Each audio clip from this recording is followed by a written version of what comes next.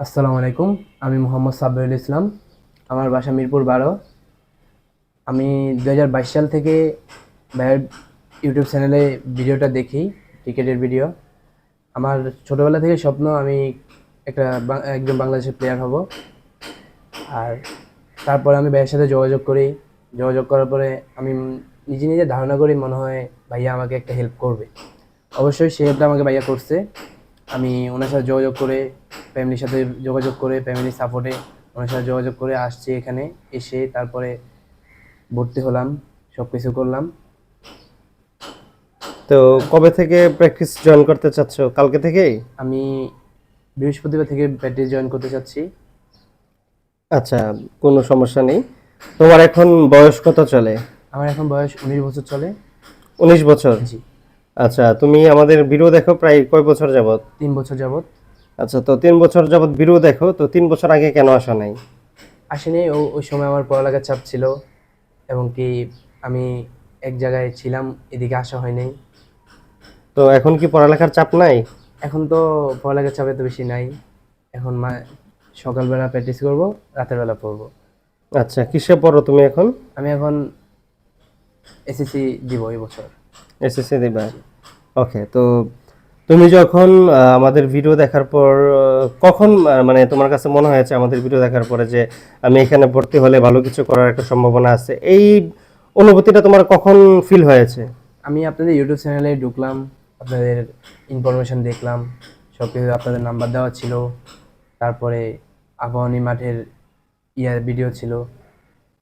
ওখান থেকে আমার মানে আইডিয়াটা হয়েছে। মানে কখন তোমার কাছে মনে হলো যে কোন পর্যায়ে এসে তোমার মনে হয়েছে যে এখানে প্র্যাকটিস করলে সুন্দর একটা ভবিষ্যৎ হতে পারে?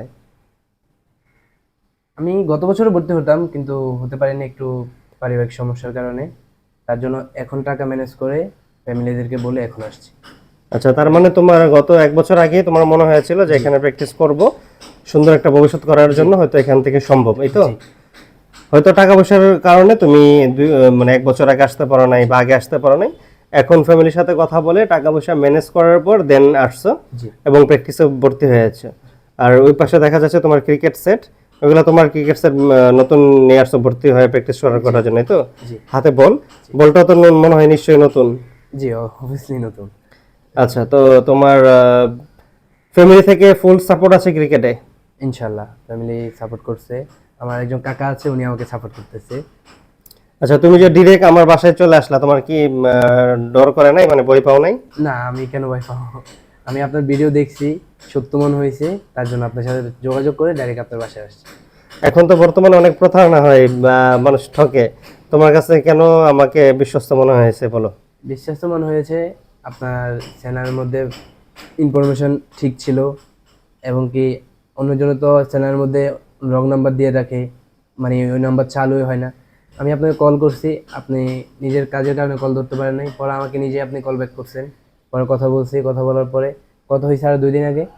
কথা বলার পরে আপনার কাছে এখন আমি আসছি আজকে।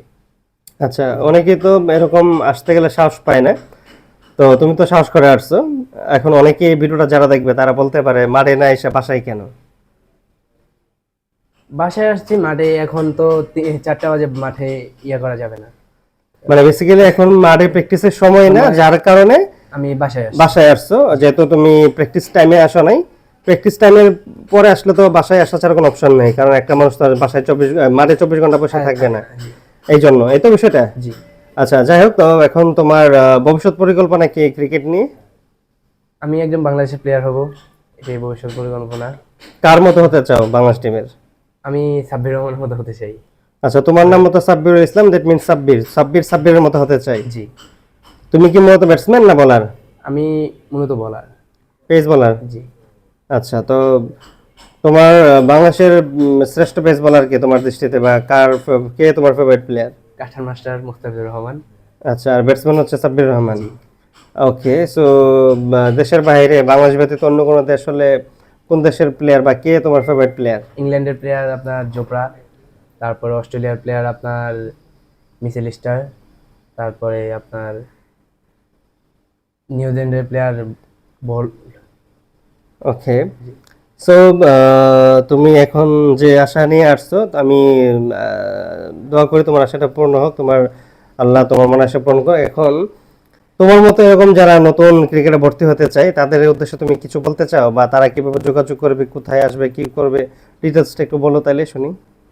ভাইয়ার ইউটিউবে আইডিতে ঢুকবেন, ঢুকে সেটিংয়ে যাবেন, সেটিংয়ে ভাইয়ার নাম্বার থাকবে, ভাইয়ের সাথে সরাসরি যোগাযোগ করতে পারবেন।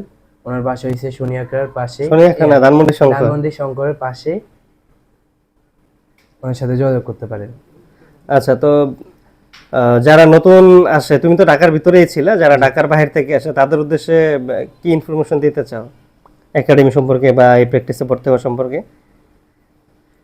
এখনো তো প্র্যাকটিসে যাওয়া হয় নাই, এই জন্য প্র্যাকটিসের সম্পর্কে এখন সেটা না, মানে ভর্তি সম্পর্কে। ভর্তি সম্পর্কে আলহামদুলিল্লাহ আমি ভালো একটা সাপোর্ট পাইছি ভাইয়ের থেকে।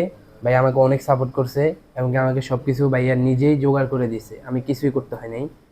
মানে আমি শুধু টাকাটা দিছি আর কিছু না। মানে ভাইয়া আমাকে বল এবং কি আমার টিকিট, ব্যাগ, প্র্যাকটিস সব, গার্ড সব আমাকে ভাইয়া ব্যবস্থা করে দিয়েছে।